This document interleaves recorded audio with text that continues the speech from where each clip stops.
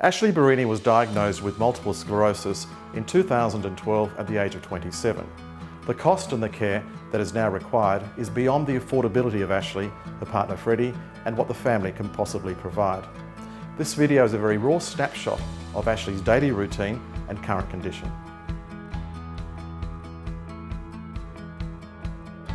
Well, I usually get up in the morning and try to start my day with a bit of yoga, some stretching. It really depends on my energy levels because that can really fluctuate from how I'm feeling in the morning to how I'm feeling midday at night. Sometimes I can't even get out of bed. But I do like to start with some light exercise. Sometimes I've got more energy than others, but I do feel that that's an integral part of me doing alternative ways of healing myself. It reduces stress, and that's such a huge trigger for having relapse and the progression for this disease. Multiple sclerosis is a disease that affects the immune system.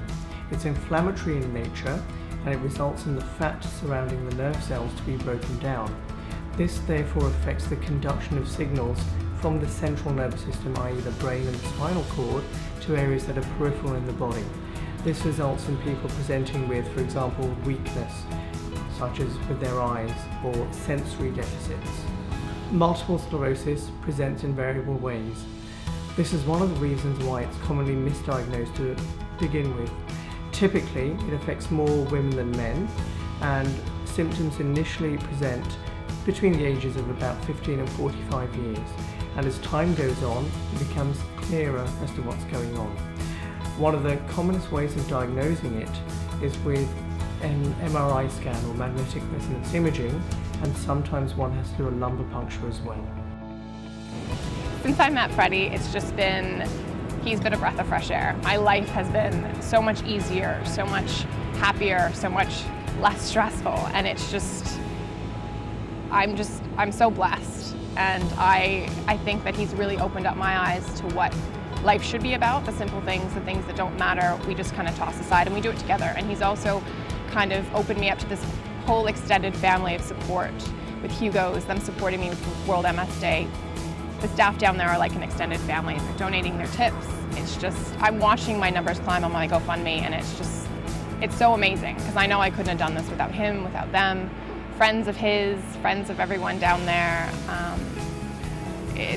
I don't know, I'm in a bit of shock just because I don't have a family here essentially. Like they're all back home, and I feel like they've become my family in a way, and it's just amazing, and I'm just so grateful that I have that.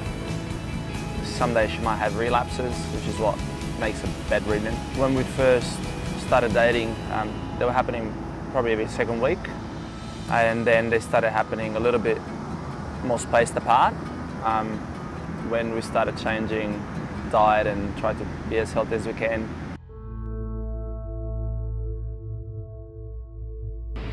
From the moment I start the treatment, it'll be about 3 months till I'm actually well enough to travel again.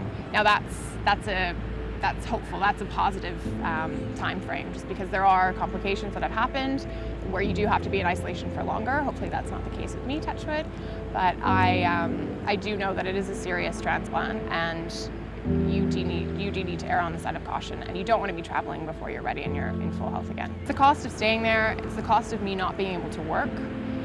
People that I know that have had the treatment haven't been able to work for up to 6 months to a year afterwards, and that's if all things go well. So it really depends on your own body, how you're able to heal afterwards, and I'm trying to combine as much, I will try to combine as much functional medicine and integrative therapy that I can in conjunction with the treatment itself, just to better my odds. But yeah, it is a big deal. There are some side effects of the treatment. A pretty major one, it would make me infertile essentially.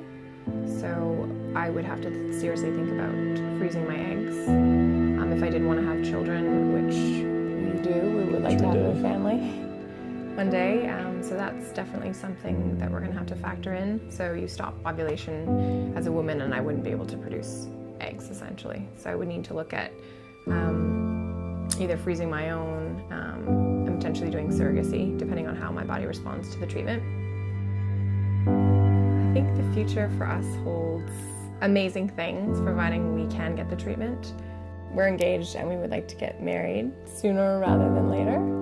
We'd like to have a family and yeah, just start living with all of this behind us and not having to worry and stress about it every day. MS-free. Yeah, MS-free, that'd be nice.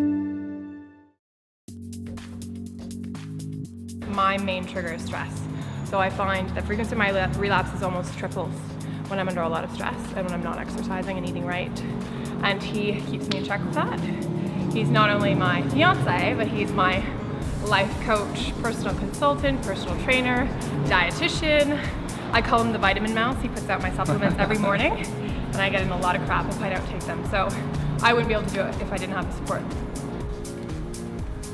So for all of you amazing people that would like to donate and help me get one step closer to my HSCT, you can just click on the link below to my GoFundMe page, and it's as simple as that. Many, many thanks.